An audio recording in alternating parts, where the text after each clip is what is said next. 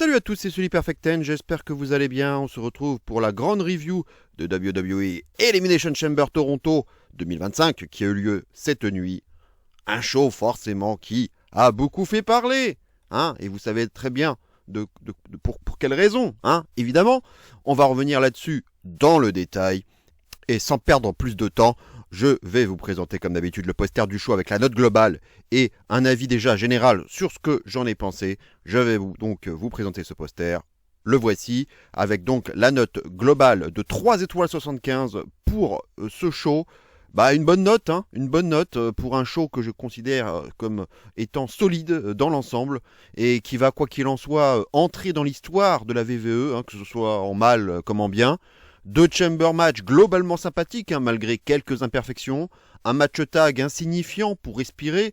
Un match plus axé sur la violence et le règlement de compte personnel. Et un shocking moment pour finir. Ça vous rappelle rien, ça ?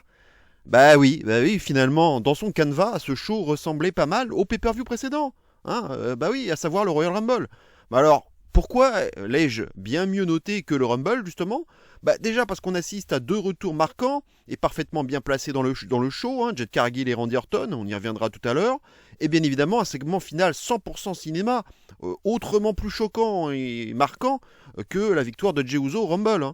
Hein. J'attendais beaucoup de voir si ce pay-per-view allait confirmer ce tout début de tendance avec un Triple H davantage enclin à nous surprendre en 2025 que durant les années précédentes, chose qu'on lui reprochait beaucoup. Autant en termes de résultats, il était, je pense, aisé de prédire les vainqueurs malgré, personnellement, mon changement de prono au dernier moment, hein, dans le chamber masculin. Autant en termes de shocking moment, le retour de Cargill, d'Orton et surtout le heel turn de John Cena font de ce pay-per-view un show à part et semblent confirmer donc cette tendance d'un Triple H plus audacieux, plus joueur, plus espiègle avec les fans. Je ne bouderai donc pas mon plaisir face à cela et je ne peux que m'attendre à être doublement servi avec les 2 nuits de Mania qui s'annoncent prochainement. Ce show n'est sans doute pas celui de la décennie, hein, d'un point de vue purement in-ring, mais d'un point de vue plus émotionnel, je dirais, et sur le plan du storytelling, il aura quasiment coché toutes les cases, et c'est la raison pour laquelle je lui ai donné cette belle note, qui n'était d'ailleurs pas loin du 4 étoiles, si le tag match avait été remplacé par un match, je dirais, avec davantage d'enjeux et de qualité in-ring, et si les deux chambers avaient été un petit peu plus ambitieux en termes d'utilisation de la cage et de mise en avant de tous les participants. Un show extrêmement bien noté, hein, par ailleurs sur Cage Match, hein, avec quand même actuellement plus de 9 sur 10 de moyenne, hein, chose qui n'arrive quasiment jamais d'habitude, et forcément, le turn de Cena va y être pour beaucoup, mais moi je dis attention à cela, hein, car comme moi je l'ai souvent dit, on ne peut pas résumer un show à sa fin, il faut le prendre dans sa globalité, hein, si on veut le juger avec le maximum de justesse. Je ne peux pas dire qu'un show est raté si sa fin est ratée, et qu'un show est excellent si sa fin est excellente. Chacun fait comme il le souhaite, hein, mais moi, c'est ma façon de faire, et ça ne changera jamais. Que l'on ait apprécié ou non The Heel Turn, mais vous en saurez davantage à la fin de cette vidéo, hein, quant à mon avis, on ne peut pas dire que cette édition de l'Elimination Chamber 2025 puisse laisser indifférent. Il laissera, je pense, une trace indélébile, hein, non seulement dans l'histoire de la WWE, mais aussi dans celle du catch, même en général. Désormais, chaque fan de catch saura que l'Elimination Chamber 2025 est le show à l'issue duquel John Cena a enfin embrassé l'obscurité, même si l'on pourra reprocher que cela arrive sans doute un peu tard, mais un choix extrêmement couillu de la part de la WWE, qui permet, je dirais, de relancer quelque peu l'intérêt pour cette Road to WrestleMania qui ne me semblait pas partie sur les meilleurs rails, selon mon avis personnel. La carte de Mania commence petit à petit à se dessiner à l'issue de ce pay-per-view, et certaines perspectives s'annoncent fort intéressantes. Il reste évidemment encore beaucoup de travail à accomplir pour nous investir un maximum et nous donner envie de voir tous les matchs avec le max d'envie possible. Cette semaine passionnante, qu'il ne faudra manquer sous aucun prétexte. Triple H commence à abattre quelques cartes et à fendre un peu son armure. Je ne peux que l'encourager à continuer en ce sens, car je pense que ce sera bénéfique pour tout le monde et ça rendra le produit bien meilleur encore. Maintenant, je vais faire comme d'habitude, je vais vous présenter le graphique avec les notes de chacun des matchs dans leur ordre d'apparition. Voici le graphique. L'Elimination Chamber féminin, 3 étoiles et demie. Trichy Time contre Jax et Candice LeRae, 2 étoiles 75. Kevin Owens contre Sami Zayn, 4 étoiles et quart. Et enfin, le Chamber masculin, 3 étoiles 75. Voilà, maintenant on va rentrer davantage dans le détail. On va commencer donc par l'opener, à savoir l'Elimination Chamber féminin. Déjà, comme débuter le match entre Naomi et Liv Morgan, ne m'enthousiasmez pas des masses, même si ça avait du sens au vu de la storyline de Cargill, plus la perte des titres à Raw 5 jours avant. On comprendra encore mieux ce choix avec l'arrivée surprise de Cargill. Et oui, Jade Cargill, le grand retour, ça y est, enfin, on n'y croyait plus. La pop, franchement, le grand moment là quand même, défonçage en règle. Bianca Belair aux abois là, et impuissante dans son pod, et qui est évidemment verrouillée, donc elle pouvait rien faire. Pour moi, tout était parfait dans la mise en scène. Je suis enthousiaste sur un segment de Jade Cargill, mais ici c'est quand même, c'est pas des moves de catch, mais du pur défonçage qu'on est en train de voir. Et c'est là que Cargill, je pense, trouve ici son meilleur terrain de jeu et peut afficher son meilleur visage. J'ai vu un peu de Chyna même dans son attitude en arrivant sur le ring. C'était très bien et c'est sans doute la meilleure chose que j'ai vue même de Jade Cargill depuis qu'elle est à la WWE. Ça sera plus dur de voir ça en un contre un à Mania dans un vrai match de catch, si c'est contre Naomi. Mais en tout cas, l'histoire écrite est parfaite et nous surprend d'entrée de jeu dès le début du premier match, du show en plus. Donc c'est tellement réussi comme moment. Qu'en contrepartie, ça va être dur de se remettre dans le match. Naomi est bien sûr éliminée d'ailleurs suite à cet angle. Ça a été annoncé par l'annonceuse justement. On peut alors se demander comment Belair va pouvoir gagner ce match, vu son état psychologique actuel, d'autant plus que c'est elle qui entre sur le ring dans la foulée pour se confronter à Liv Morgan. Roxanne Perez entre ensuite pour montrer déjà toutes ses qualités d'entrée de jeu. Frustration, car quand même une énorme ouverture qu'on voit là lorsqu'il y a un pop rocks qui aurait pu être porté par Roxanne sur Morgan lorsqu'elle est assise sur la troisième corde, mais au lieu de ça, elle s'élance pour un Rana sur Belair. Bon, c'est un peu dommage, même si le move est bien réalisé. Bayley arrive ensuite et on a directement un duel avec Perez, sa rivale du moment, c'est logique. Bliss entre en dernière position, elle s'en prend à Liv Morgan dès le départ, donc sans doute pense-t-elle encore à son élimination en Rumble justement par Liv Morgan. Combinaison Mystica Crossface de belle facture de la part de Perez. Bayley mord alors le poignet de Perez. Perez fracasse plusieurs fois la tête de Bayley contre le grillage. Belle passe d'armes intéressante, car on sent de la sauvagerie un peu, et la rivalité, on la sent s'intensifier entre les deux. Bayley étant occupée à projeter Perez par-dessus la troisième corde, elle ne voit pas Liv Morgan arriver derrière pour la surprendre avec un Oblivion, donc ça va l'éliminer. Moment fort ensuite du match avec ce fouettage de Belair avec sa tresse sur le ventre de Morgan, ça aura énormément claqué et on verra plus tard la trace laissée, ça rappelle forcément ce qui était arrivé à Sasha Banks à WrestleMania 37. Spot tour infernal classique qu'on verra plus tard entre les 4 filles restantes. Perez va se faire éliminer par Alexa Bliss avec un joli Twisted Bliss. Bianca Belair subira un Sister Abigail de la part de Bliss.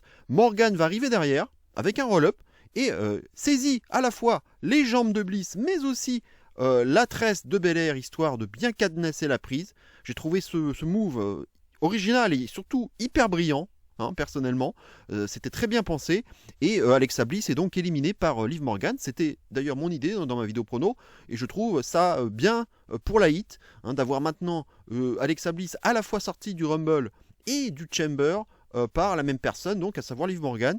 Forcément, ça va intensifier les chances d'avoir quelque chose entre Morgan et Bliss à Mania, voire donc, comme je le dis souvent dans mon idée, un Wyatt Six contre Judgment Day. Même si, alors je dois le reconnaître, le fait de voir Raquel et Liv prendre les titres tag lors du dernier Raw a mis, je pense, quand même un petit coup dans l'aile à cette possibilité. Du coup, je verrais bien Bliss s'associer à Nikki Cross, vu les glitches qu'on a pu avoir, comme au bon vieux temps, donc, afin d'entrer dans un multi-women tag match à Mania. Ça pourrait être une idée. Finale, donc Liv Morgan, Bianca Belair. Bon, franchement, à ce moment-là, très franchement, le suspense était réduit à 0. Des near fall quand même, et quand même une tentative de nous laisser un peu de suspense cette fin de match. Belair est très agressive en cette fin de match, elle fracasse Morgan contre un pod et contre le grillage avant de la balancer avec une powerbomb. Morgan saigne du dos, elle est fortement marquée dans ce match. KOD évité, codebreaker de Morgan, tentative d'Oblivion contrée par Belair qui enchaîne avec un KOD, donc 1, 2, 3. Voilà, Belair s'impose donc sans la moindre surprise. j'avais oublié d'en parler dans mes pronos, mais Belair et Naomi défendaient justement leur titre tag à Raw cette semaine contre Raquel et Liv, et à ce moment-là, il était fort à parier que Belair et Naomi allaient perdre afin de gagner, pour que Belair justement gagne le Chamber et puisse se reconcentrer sur sa carrière solo, tout en permettant à Naomi de partir vers sa feud avec Cargill. Pour moi, à partir du moment où elle perdait les titres à Raw, pour moi c'était plié. Belair avait de plus en plus de chances de s'imposer. Globalement, pour la notation donc et l'évaluation de ce match, un solide Chamber féminin, 3,5 donc. J'étais pas loin du 3,75, mais je dirais le manque de suspense lors de la finale, ainsi que le creux qui a suivi le choc avec le retour de Cargill, a fait que j'ai eu plus de mal à rentrer véritablement dans ce match, et donc à donner une note supérieure, mais de bons points à souligner, comme évidemment l'angle de Cargill, que j'ai trouvé absolument parfait du début à la fin. C'est du pur storytelling, et c'est aussi pour ça que j'aime le catch, surtout quand l'angle est réussi. Ça te met Belair dans des conditions psychologiques plus que délicates, et ça te la place en grosse babyface, forcément. Perez, pour son premier match de pay-per-view dans le main roster, aura également fait du bon boulot, en affichant déjà toutes ses qualités. Du bon storytelling aussi, évidemment. Alors quand je dis premier match dans le main roster, hors Rumble, parce que le Rumble c'est un peu particulier. Du bon storytelling donc aussi entre Bayley et Perez, ce qui permet de continuer à écrire leur rivalité en attendant un combat donc entre les deux, soit à Mania, soit du côté de NXT, notamment peut-être Stand and Deliver, ça reste à voir. J'ai vu un peu de violence entre les deux même, et c'est un bon point pour faire monter la sauce avant leur confrontation inéluctable. Liv Morgan pour moi aurait été la très belle surprise de ce match, et même ma MVP, je dois le dire.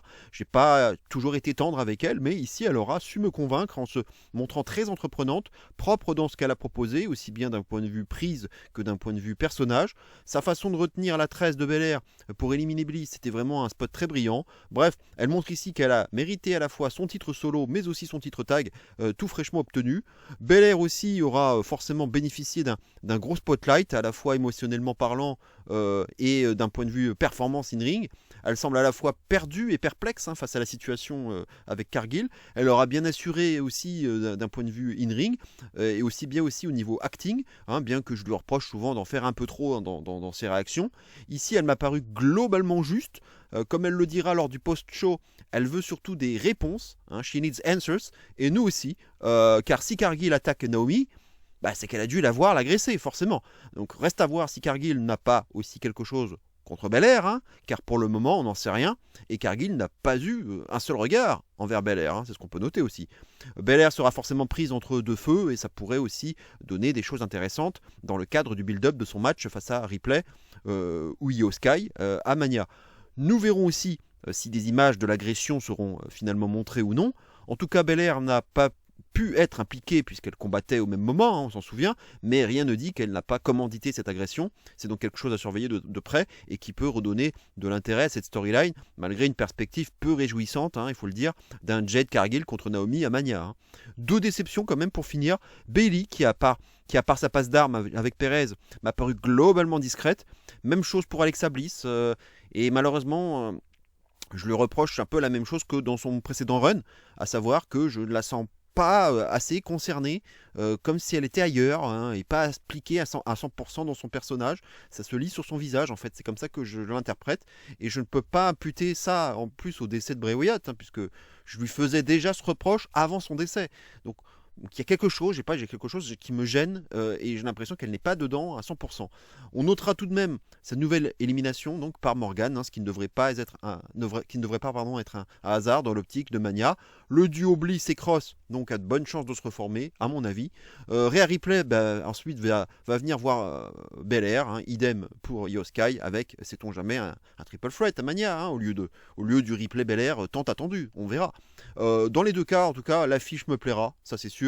J'espère que durant le mois et demi de build-up qui reste, on nous racontera bien les choses, si cela devait être un 1 contre 1 entre Ripley et Belair, car une affiche si protégée dans le passé se doit, à mon avis, de bénéficier d'un solide build-up. Bref, un gros début de match, une fin de match bien exécutée, malgré un suspense réduit à néant, et entre les deux, entre le début et la fin, globalement un solide match, plutôt bien raconté, même si j'aurais aimé en avoir un peu plus, notamment entre Bliss et Morgan en termes de narration. Le spot Cargill a quand même été à la fois une bonne et une mauvaise chose, car il était difficile de relancer la machine derrière, après un tel choc, ce qui a plombé quelque peu le début de match, à mon sens, mais le match a repris un meilleur rythme par la suite, et on peut quand même remercier notamment Liv Morgan pour avoir bien dirigé la manœuvre. 3,5, donc c'était plutôt cool dans l'ensemble, et ça lance en tout cas plutôt bien le show. On va passer maintenant au match suivant. Trishy Time. Voilà, Tiffany Stratton, Trish Stratus contre Nia Jax et Candice LeRae, 2 étoiles 75 pour la note, le moins bon match du show. Est-ce que cela vous surprend, franchement? Une place donc de Breezer assez logique pour ce match, qui était de loin le moins intéressant de la soirée, ça c'est sûr. Phase de hit classique et du bon boulot de la part de Jax pour s'attirer donc cette hit. Le rythme était pas très élevé. Et on sent bien ici que nous sommes dans un match fait pour respirer, après un match tel que l'Elimination Chamber. Stratus subit pas mal, et ça permet au public de réclamer Tiffy, c'était les faire chercher. L'entrée donc de Tiffy dans le ring va un peu réveiller le public. J'ai eu très peur quand même lorsque Candice a fait tomber Tiffy de la 3e corde alors qu'elle tentait son Prettiest Moonsault Ever. Elle était en train de perdre l'équilibre et s'est retrouvée la tête en bas avec le pied droit qui heureusement était resté coincé sous le tendeur du ring afin d'amortir la chute et de lui éviter surtout de retomber directement sur la tête. Bref, plus de peur que de mal. Candice LeRae va porter un Springboard Moonsault sur Stratton, mais alors qu'elle faisait le tomber sur Jax. Mais Stratus esquive, et c'est Jax qui va prendre le Moonsault. Stratus fait alors le tag avec Stratton. Jax est à terre depuis un petit moment quand même là, et se prend tranquillement le Prettiest Moonsault Ever de Stratton pour la victoire. Bon, je pensais qu'il y aurait eu une esquive, mais même pas. Le match se termine ainsi. Victoire très prévisible des Faces pour le retour de Stratus, qui plus est à domicile, à Toronto. Des Faces qui auront en plus subi quasiment tout le build-up qui plus est, et même la veille, encore à SmackDown, les Faces n'auront pas totalement fini le segment avec l'avantage sur leurs adversaires, ce qui laissait du coup peu de chance aux Heels de s'imposer, selon le bon vieux théorème. Et ce sont aussi les 25 ans de carrière de Stratus, faut pas oublier, depuis donc l'an 2000 qu'elle était à la VVE. Bref, il y avait zéro chance pour les Heels de s'imposer, à mon sens. Et comme on pouvait s'y attendre, ce fut le moins bon match donc de la soirée, mais il n'était pas là pour être un banger, mais seulement pour nous faire respirer et avoir un petit moment feel good, avec un peu de hit aussi durant le match, chose assez aisément réussie, grâce à Jax en particulier, Candice n'ayant pas particulièrement brillé dans cet exercice. On notera que Stratton fait le pin quand même sur Nia Jax et non Candice, signant je pense pour de bon la fin de la rivalité, une fin de rivalité au goût amer pour moi, car vu toute l'histoire racontée depuis le début entre Jax et Stratton, il y avait mieux à faire je pense pour, que d'avoir un cash-in, un seul combat comme ça, jeté en pâture dans un vulgaire SmackDown et qui se finit en plus par un DQ, le tout pour avoir une fin de rivalité dans un match tag impliquant une légende qui n'avait rien à voir avec la choucroute à l'origine. Bref, cette rivalité me frustrera toujours et aurait mérité un meilleur dénouement que celui-ci. Stratus aurait aussi pu avoir le pin victorieux à domicile, mais sans doute qu'il fallait à la fois donner une win à la championne avant Mania et aussi clôturer la rivalité avec Jax. Du moins, je pense que c'était ça l'idée. On va donc pouvoir se concentrer sur la rivalité Flair-Tiffany jusqu'à Mania, en espérant que le build soit de qualité, car pour le moment, les premiers éléments qu'on a eus sont loin de m'avoir convaincu. Pour la note, donc j'irai avec un 2,75, match qu'on aura très vite oublié, juste là pour respirer un peu en attendant les 3 gros moments restants, avec une gloire locale présente pour donner le smile au public. Pas de flair à noter après le match, il aurait sans doute fallu que Stratton soit en mauvaise posture pour en arriver là. Quant à Stratus, une honnête performance pour quelqu'un de son âge qui n'a pas catché depuis un moment. C'était loin d'être parfait, mais c'était déjà plus qu'honnête, je trouve. Reste à voir si cela s'arrêtera à un one-shot ou non, mais j'aurais tendance à opter pour le one-shot à l'heure actuelle. On va passer maintenant au match suivant. Kevin Owens contre Sami Zayn dans un non-sanctioned match. 4 étoiles écart pour la note. Meilleur match de la soirée. Bel effort, franchement, de présentation pour en faire un vrai match non sanctionné par la VVE. Les lumières vraiment tamisées, arbitre sans maillot officiel, juste un vulgaire t-shirt comme ça, les logos VVE qui ont complètement disparu de tous les coussinets là, du ring sur les poteaux, à l'image du Cody Owens du Rumble. J'ai quand même été assez désarçonné au début par donc justement par ce début de match assez lent et plus axé finalement sur la psychologie qu'un règlement de compte pur et simple. Et c'est surtout justement un règlement de compte que j'attendais moi, pour ma part, avec les deux mecs qui se foutent sur la gueule d'entrée de jeu. Sauf qu'on a eu tout le contraire ici. On prend bien son temps, notamment pour aller chercher la bonne arme sous le ring. C'est un peu ce que je reproche aux Wargames notamment. On prend bien son temps, alors que bon, on attend quoi. Ça coupe le rythme en plus. Sami a tout le temps d'installer une première table à l'extérieur par exemple. Faudra attendre de voir Owens mettre une crosse de hockey dans la bouche de Sami tout en lui mordant le front, afin d'enfin avoir quelque chose qui ressemble à de la vraie violence. Et c'était ça que j'attendais. Owens devient alors un peu plus possédé, on le lit sur son visage, et il va placer une deuxième table sur une première, à l'extérieur, sentant alors qu'un gros spot de table aurait lieu plus tard. On part ensuite dans le public, mais ça ressemble plus à une promenade dans les gradins qu'à autre chose. C'est le même reproche que lors du Cody Owens du Rumble, à nouveau, on fait encore le parallèle avec le Rumble. La double projection d'Owens par Sami sur deux tables permettra au moins d'avoir un moment un peu plus marquant à ressortir de ce passage en tribune. On entame alors la seconde partie du match, celle qui m'aura davantage convaincu, et cela démarre avec Sami qui sera donc finalement balancé contre les deux tables à l'extérieur, et c'est forcément un gros spot du match qui rappelle un petit peu dans l'esprit celui du match entre les New Day et Cezamura à Extreme Rules 2020. Le brainbuster d'Owens sur une chaise était sauvage, il correspondait davantage à ce que j'étais venu voir. Même chose pour les deux half and half suplex de Sami, dont le deuxième directement sur une chaise. Moment un peu overbooking là avec le bum d'arbitre suite au Helluva Kick de Sami esquivé par Owens. Charles Robinson va arriver ensuite en vitesse, comme il en a l'habitude, pour faire le pin suite à un stunner d'Owens, mais dégagement de Sami. Robinson se prendra alors une énorme lariat, chapeau à lui quand même de donner de sa personne à ce point. Un troisième arbitre va alors se pointer. Gros spot à nouveau avec sa traditionnelle Fisherman Suplex en tire-bouchon depuis la deuxième corde directement sur une table de la part d'Owens. Mais Sami se dégagera tout de même in extremis. Arrive alors un moment que je n'ai pas spécialement apprécié. Alors ça à nouveau, c'est selon l'avis de chacun, mais ça c'est... Selon moi en tout cas, moi c'est quelque chose que je n'ai pas très apprécié, pas trop apprécié, c'est de voir l'arbitre sans raison sembler vouloir empêcher Owens d'aller plus loin. Tandis qu'on aperçoit Pete Williams à l'extérieur là, qui se pointe aussi pour tenter de raisonner Owens. Désolé, mais pour moi, là, il s'agit d'un match non sanctionné par la WWE. La compagnie n'a donc aucune responsabilité dans ce qu'il pourrait se passer. Owens n'a pas sorti ici une tronçonneuse, une épée ou un revolver. On est donc encore très loin de l'acte irréparable et aucun officiel n'a de raison valable d'intervenir ici. Ça, c'est justement le principe d'un unsanctioned match. Tous les acteurs savent pourquoi ils sont là et la WWE aussi. Adam Pearce a annoncé ce match lui-même, donc arrêtez de les empêcher de se battre et laissez le combat continuer quoi. C'est ça que je n'ai pas apprécié ici quoi. Et en plus on le reverra plus tard. Sami Zayn va ensuite surprendre Owens avec un Helluva Kick dans le coin, de façon très rapide. C'est un spot qu'on avait déjà vu entre ces deux-là dans le passé, je pense notamment à Battleground. Mais Owens va se dégager à son tour de ça. Sami Zayn va sortir une chaise avec des barbelés, l'occasion idéale d'avoir enfin du sang dans ce match. La Blue Thunder Bomb sur la chaise barbelée était très joliment portée et bien vendue par Owens, mais Owens va s'en dégager également. Pop-up Powerbomb sauvagement porté par Owens, réception sur la nuque de Sami, déjà en délicatesse suite au package piledriver reçu il y a quelques temps.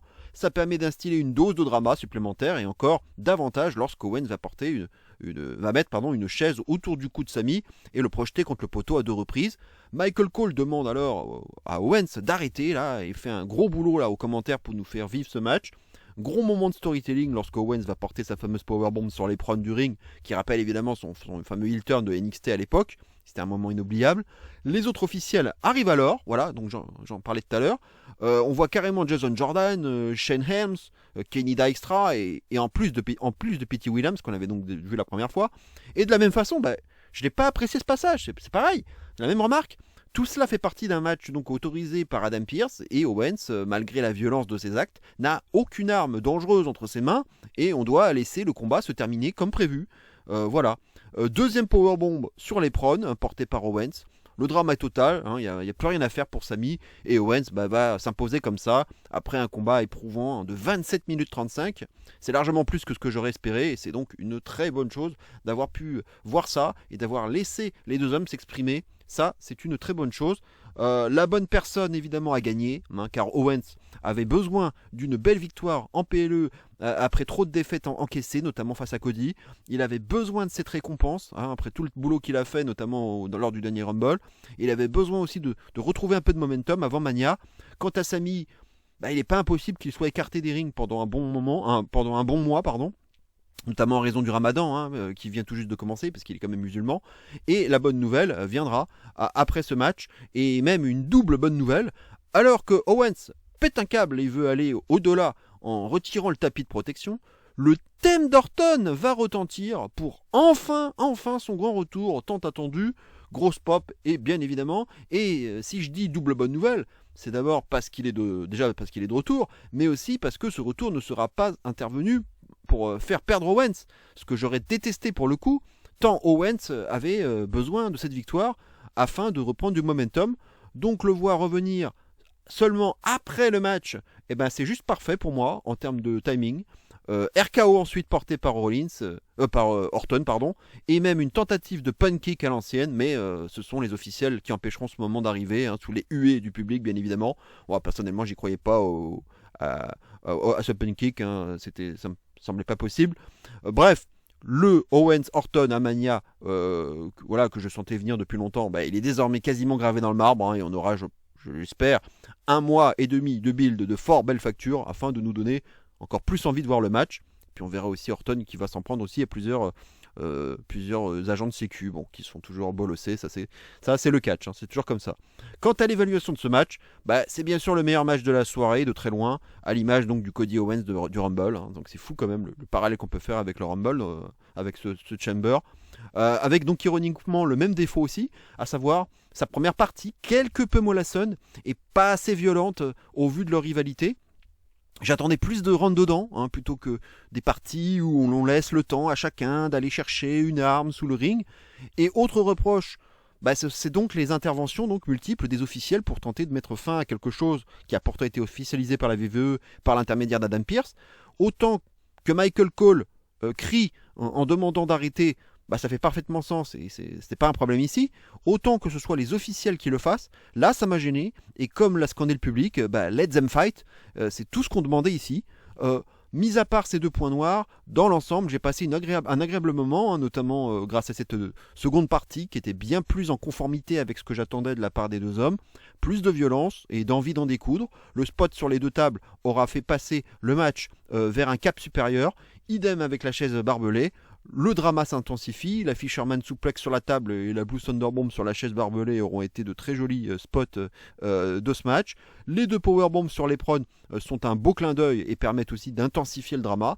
Je déplorerai tout de même l'absence totale de piledriver porté dans ce match, que ce soit un package piledriver ou bien un piledriver normal, ce qui aurait pu être un bon moyen de finir le match par exemple. De même, quel était l'intérêt de nous montrer Kevin Owens en coulisses en train de récupérer une clé à molette là, si c'est pour ne pas s'en servir durant le match? Là aussi c'est un peu dommage, c'est un fusil de Chekhov qui sert pas à grand chose, ça me fait penser d'ailleurs, petite référence à Dragon Ball Daima pour ceux qui suivent, là aussi parce que en termes de fusil de Chekhov qui ne sert à que dalle, alors là eux ils se placent très très haut, voilà, je ferme la parenthèse, mais dans l'ensemble la violence en tout cas fut présente, surtout en seconde partie de combat, donc, et c'est surtout cette seconde partie donc, que je saluerai ici. J'ai donc donné un 4 étoiles écart à ce solide combat, plus complet que celui entre Cody Owens et avec un côté bien plus, je dirais, plus personnel en comparaison. La relative mollesse du début de match, le manque de sang aussi au vu de la feud et les interventions des officiels m'empêchent de donner davantage. C'est dingue même de se dire que même Cody, à la fin du show, aura plus saigné que Sami ou Owens, en fait, en comparaison. Bref, mais voilà, en tout cas, malgré ces quelques critiques, ça reste évidemment un très bon match, un très bon combat, et même le meilleur de l'année, à la WWE, pour le moment. Donc, faut quand même... Voilà, j'ai des critiques à formuler, mais voilà, si on prend un peu de recul, attention, et de hauteur, ça reste quand même le meilleur match de l'année à la WWE, pour le moment. Avec de belles perspectives, en plus pour Mania, entre Owens et Orton, donc j'espère un très bon build-up.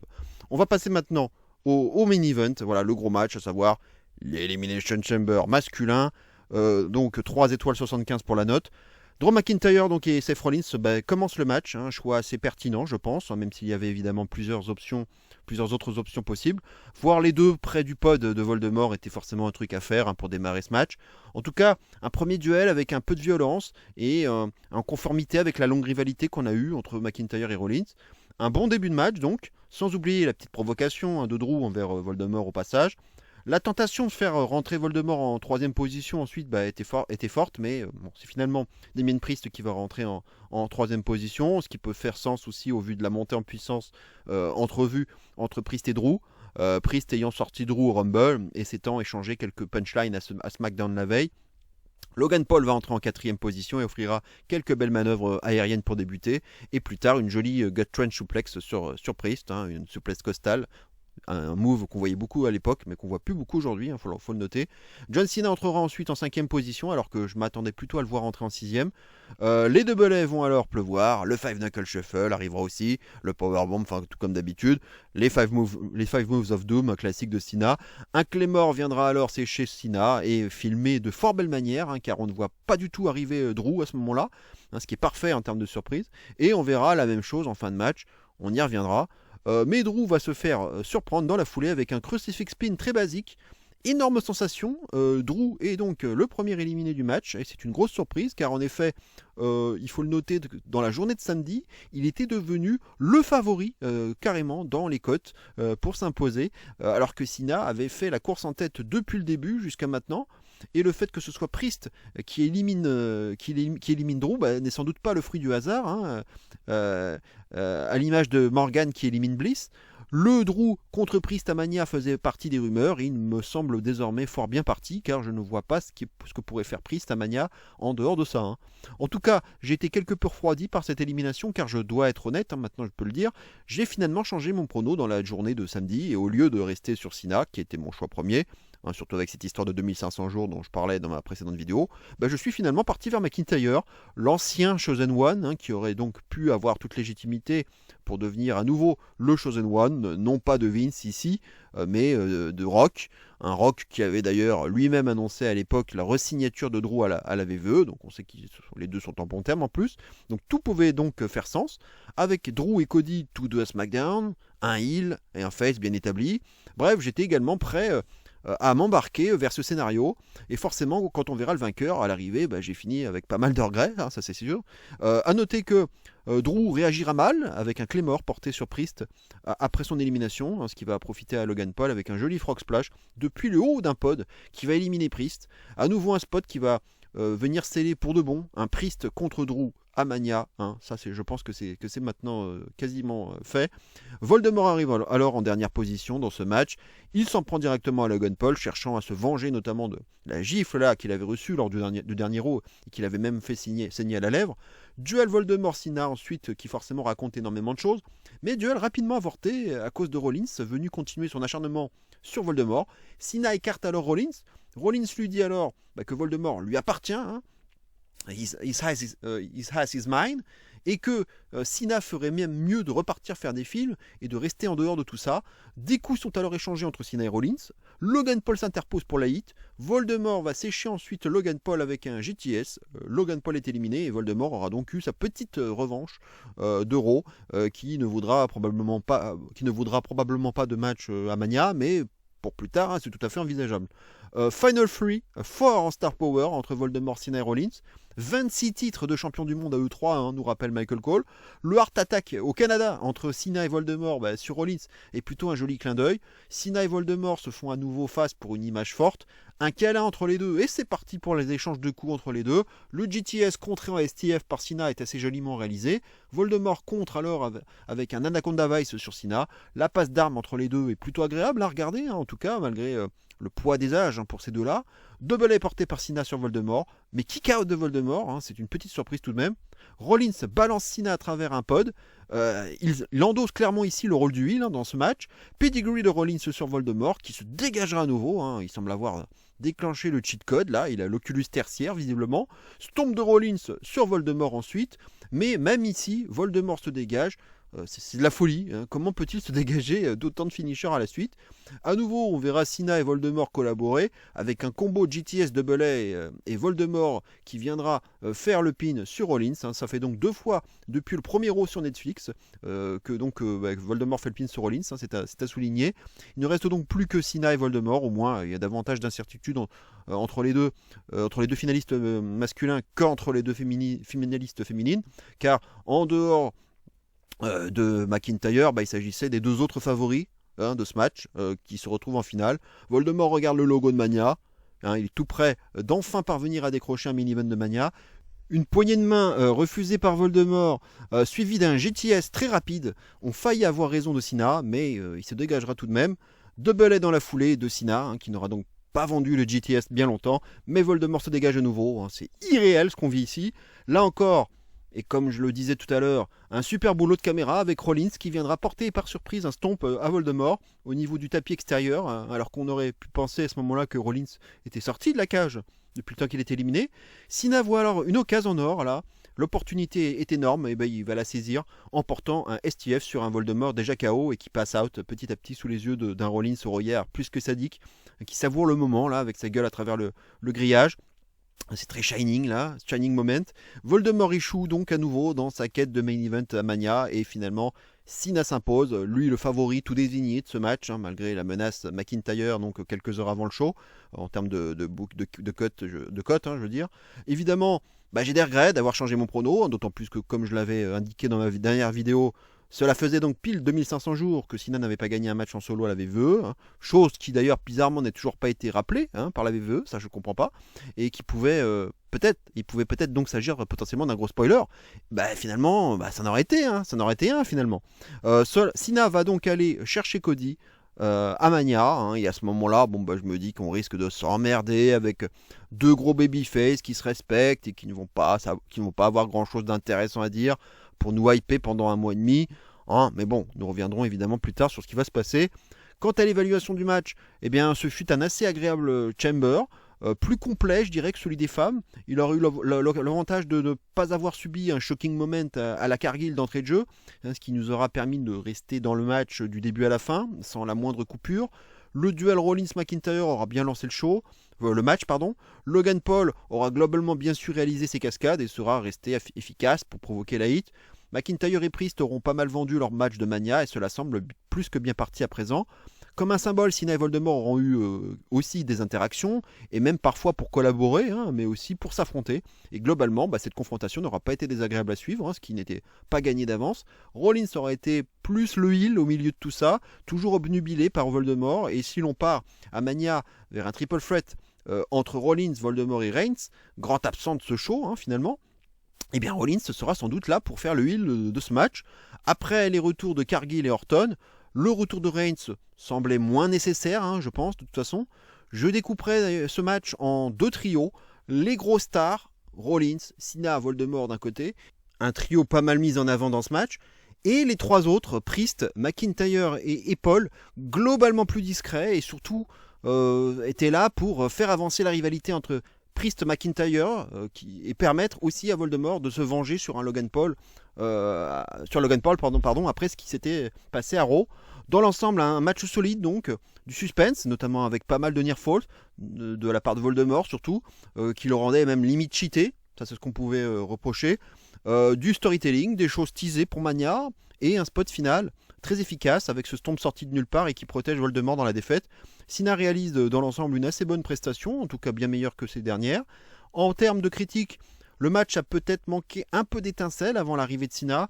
L'élimination de McIntyre est aussi assez frustrante, prématurée et surtout par roll-up. Le fait qu'il n'ait déjà pas touché le titre, qu'il n'ait touché le titre que 5 minutes l'an dernier et qu'il n'ait toujours pas récupéré ce titre après tout ce temps, aurait pu lui permettre d'être enfin récompensé à Mania cette année s'il avait été l'élu du Rock, par exemple. D'où mon changement de prono, donc, justement. Donc on peut se dire, le booking de la patience, ça y est, quoi. C'est vrai, il en a déjà bénéficié, mais non, c'est toujours pas le moment pour McIntyre. Logan Paul, malgré ses moves propres, a manqué quand même de présence et d'impact dans l'ensemble, et a surtout permis à Voldemort donc, de se faire les dents sur lui. Il aurait peut-être mieux fallu qu'il soit sorti le premier, finalement. L'excès de dégagement donc de la part de Voldemort m'a aussi paru quelque peu exagéré et pas spécialement logique en soi. L'utilisation de la cage enfin m'a paru assez limitée. À part le joli splash du haut du pod de la part de Paul, on n'a pas de spot vraiment marquant grâce à la structure. Bref, un bon match dans l'ensemble, mais pas parfait. Le post-match a forcément eu aussi pas mal d'impact sur la notation de ce match de la part des fans. Mais pour ma part, moi je séparerais totalement mon opinion sur le match, sur le match en lui-même du post-match qu'on verra ensuite. Si l'on a apprécié le match et pas le post-match, la note n'a pas à en pâtir. Et si l'on n'a pas apprécié ce match et qu'on a apprécié en revanche le post-match, la note n'a pas à être rehaussée pour autant. Cena et Voldemort auront étonnamment permis à ce match de s'élever quelque peu, aussi bien dans leurs alliances que dans leurs confrontations directes. 3 étoiles donc 75, ça sera ma note finale. C'était quand même un bon Chamber, mais pas le meilleur de l'histoire, hein, ça c'est certain. On va passer maintenant, mais évidemment, au gros moment, on va dire, ce fameux segment pour finir le show. Donc à peine Cena a-t-il célébré sa victoire que Cody arrive, hein, on perd pas de temps, évidemment la hype est d'envergure. Je trouvais tout de même étonnant de voir ce segment clôturer le show, trouvant à mon sens plus logique d'avoir d'abord le segment, la réponse de Cody et le shocking moment lors de l'Elimination Chamber masculin en fin de show en conséquence de la réponse de Cody. J'y reviendrai plus tard. Donc Cena Cody, la poignée de main. Voilà, jusque-là tout va bien. Le Rock arrive alors, accompagné du rappeur Travis Scott, dont on avait aussi annoncé la présence et qui interprète aussi donc le thème de Raw. C'est évidemment là que ça va devenir particulièrement intéressant, et forcément c'est là qu'on voit que quand on regarde bien, que les positionnements des uns et des autres dans le ring sont tous bien calculés et que rien n'est laissé au hasard ici, avec un Rock face à Cody et Cena et Scott qui sont placés derrière Cody, hein, dans le coin opposé. Le Rock rappelle à Cody qu'il veut tout de lui, son esprit et son âme. Si sa réponse est oui, l'American Nightmare vivra pour toujours. Et si la réponse est non, le rêve mourra sur le champ. Hein, look at me aussi, hein, parce que là il a les yeux baissés. Il lui demande de bien le regarder dans les yeux. Encore, précisera hein, le Rock, hein, après une courte interruption, hein, lorsqu'il dit si ta réponse est non, le rêve mourra sur le champ encore. Hein, il marque un petit temps et puis il précise le encore, hein, donc évidemment c'est une ref au décès de Dusty Rhodes, donc évidemment ça fait grincer des dents. Le Rock tend ses bras, Cody répond alors qu'il veut tout, que son âme ne lui appartient plus. Voilà, le public là il se dit quoi? Et puis finalement, moi franchement il n'y a pas de suspense pour ma part, mais il finit en disant bah oui, car j'ai tout donné, j'ai donné mon âme à ce ring et à ces gens il y a déjà fort longtemps. Voilà, là la public pop. Et là, Cody lui répond carrément un Hey Rock, go fuck yourself. Voilà, c'est la grosse pop. Une insulte quand même qu'on n'a pas l'habitude d'entendre à la VVE en plus. Cody refuse donc sans trop de surprise l'offre du Rock, mais c'est surtout la suite hein, qui va être particulièrement savoureuse. On voit John Cena derrière qui est tout heureux, là, qui pop comme un gamin, là, il en fait même des caisses. Le Rock, quant à lui, est impassible, mais on sent qu'il commence à bouillonner, que son regard devient de plus en plus menaçant. John Cena fait alors un câlin à Cody là, et là on voit un plan qui, je pense, qui va déjà entrer dans la légende de la VVE et même du catch tout entier, lorsque le sourire de Cena face au Rock et par-dessus l'épaule de Cody va laisser place à la noirceur, avec le fameux signe de coupe-gorge là de la part du Rock, suivi du signe 2 là, qui sera forcément beaucoup interprété, et là le coup de pied dans les roustons de la part de Cena. Là le choc est absolument total. Cena récupère la montre dorée de Cody, la Rolex là, et va le frapper avec, tel un point américain. Cena s'acharne sur Cody, là, et va le frapper avec le micro, puis avec sa ceinture de champion. Il soulève alors la ceinture au-dessus de son biceps là. Le plan est juste mythique, avec le Rock à gauche, Travis Scott à droite, et Cena au centre, même si Travis Scott est de trop ici, ou aurait à mon sens dû être remplacé par un nom, je dirais un peu plus ronflant, un peu plus intéressant que celui-ci, je pense. Cody s'est blindé au front à ce moment-là, au passage, et reçoit un nouveau coup de ceinture de la part de Cena.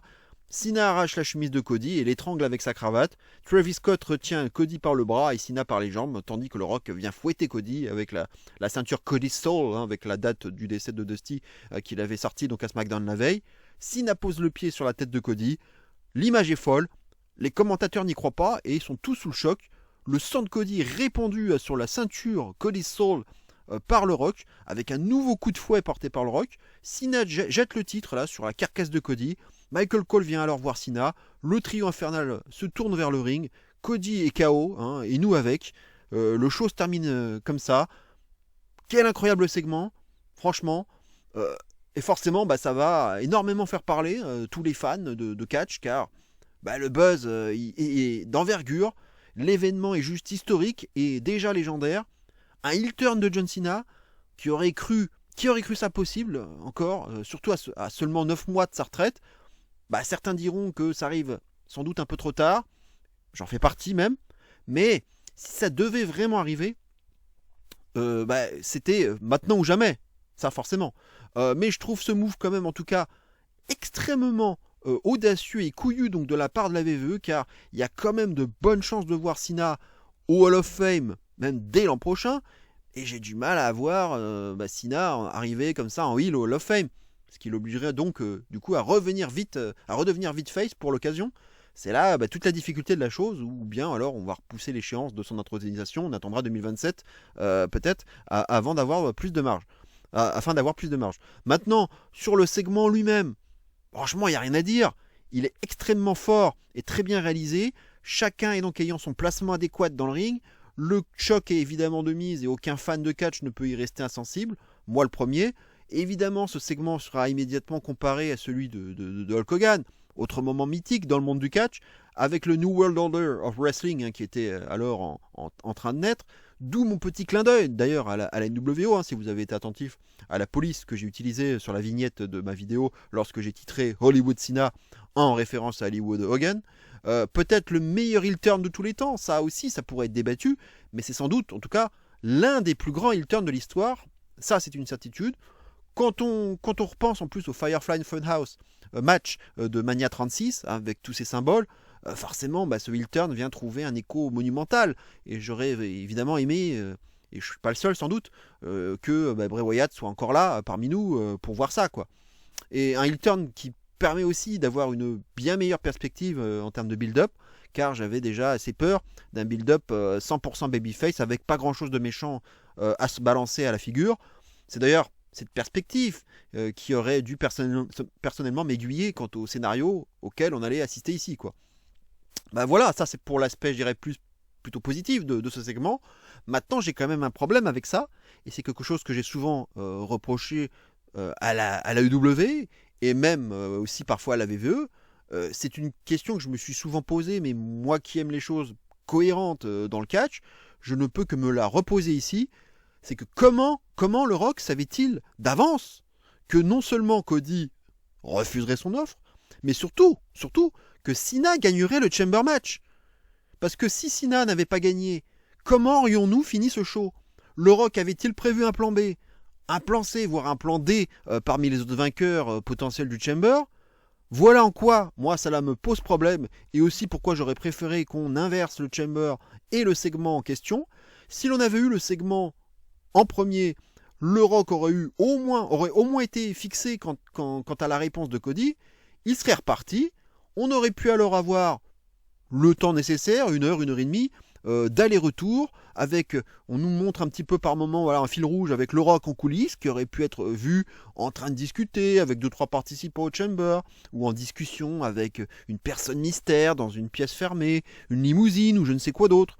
Bref, qu'on nous tisse des choses, et là on aurait eu le Chamber pour clôturer le show, sans savoir véritablement comment les choses allaient se terminer, et là on aurait pu avoir le shocking moment avec le Rock, ou un autre homme, demain, du Rock, qui aurait fait gagner Cena à la dernière minute, ou bien qui se serait attaqué à la personne qui a gagné le Chamber en levant finalement le bras de Cena, annulant alors la victoire du vrai vainqueur afin de provoquer un max de hit.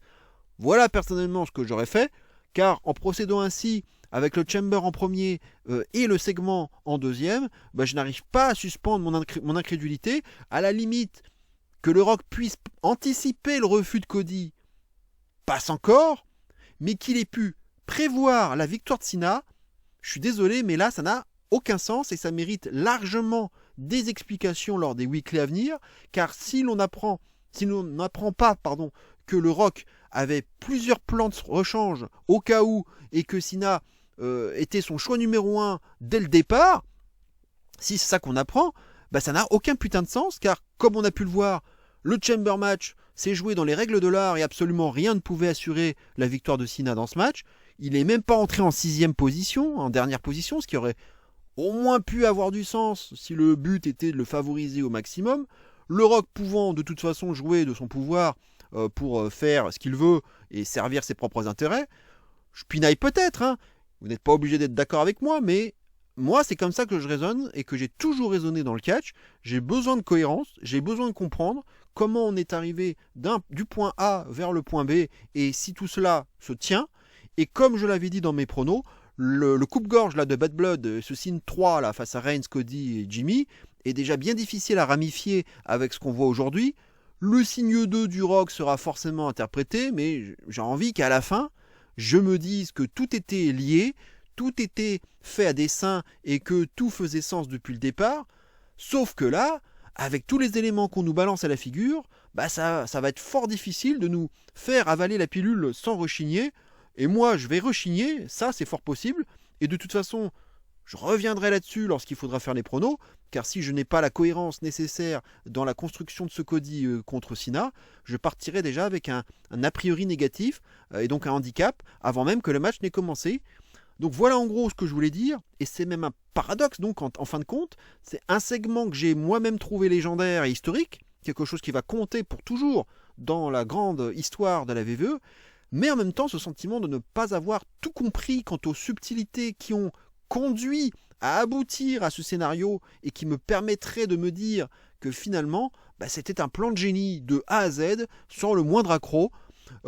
J'ai quand même envie de revenir pour terminer sur une vidéo une interview qui avait été donnée par John Cena à Chris Van Vliet au sujet d'une tentative de heel turn qui avait été avortée de sa part en 2012 aux dépens du Rock, justement dans le cadre de leur match, leur premier à WrestleMania 28, et qui va forcément faire écho à ce qui se passe en ce moment.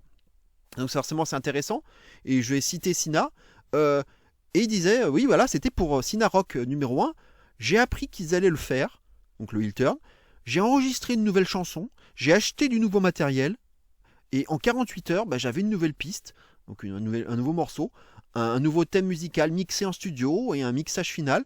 J'avais 7 nouveaux singlets, des nouvelles tenues, des singlets avec des peignoirs de boxe. J'avais déjà les bottes en réserve, alors je les ai dépoussiérées.